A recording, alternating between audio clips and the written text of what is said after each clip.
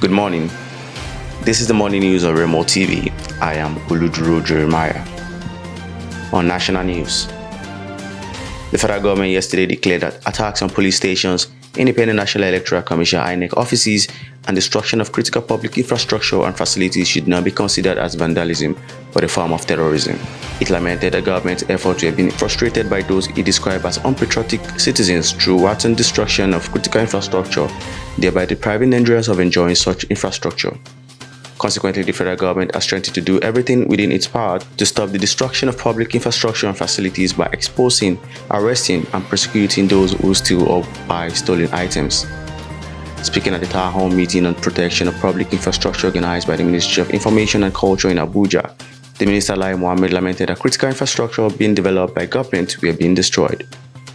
Still on national news, no fewer than 30 persons were feared killed during an attack on Odugbuel community of Agatu local government area of Benue State by gunmen suspected to be herdsmen on Sunday evening. Several other members of the community were also said to have been injured in the attack, which reportedly lasted for over 1 hour. Chairman of the council disclosed that 27 corpses have been so far been recovered, with some already buried. He explained that security agencies, including troops of Operation Well Stroke, OPWS, and the police were already on ground to ensure peace, normalcy, and security in the area. Suleiman, however, noted that the development had made many residents of the community flee for their lives to safer havens, with some of them currently taking refuge in Ogbalu community. On international news, already reeling from one of the highest death tolls in the pandemic, Brazil is bracing for the threat of a third wave of COVID-19 fraud by vaccination delays and a lack of containment measures. So far, each pandemic has been successively worse in Brazil, peaking at a weekly average of around 1,000 deaths per day in July 2020 during the first wave and 3,000 deaths per day last April during the second.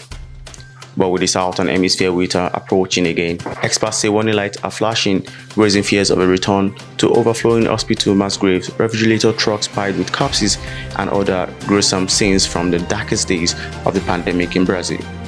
The surrounding country has been slow to vaccinate its 212 million people and hasting lifting state and local stay-at-home measures, epidemiologists say. On sport news, the delay to the African Athletic Championship will hit the continent's Olympic hopefuls hard, according to Botswana Isaac Makwala. The Continental Showpiece had been due to take place in Algiers this month before Lagos stepped in as host, but the Nigerian authorities have now said they cannot host the event after all. As it stands, the championship will not be taking place before the June 29 deadline for achieving qualifying standard to compete at Tokyo 2020. A lot of Africans will struggle to set Olympic qualifying marks, Makwala told BBC after winning his 200 meters event in the Dutch town of Hengelo on Sunday. The Commonwealth 400 meter champion has already personally recorded qualifying times in both 200 and 400 meters, but knows that others will be badly hampered by the news. A lot of Africans were looking forward to it to qualify there, Makwala said.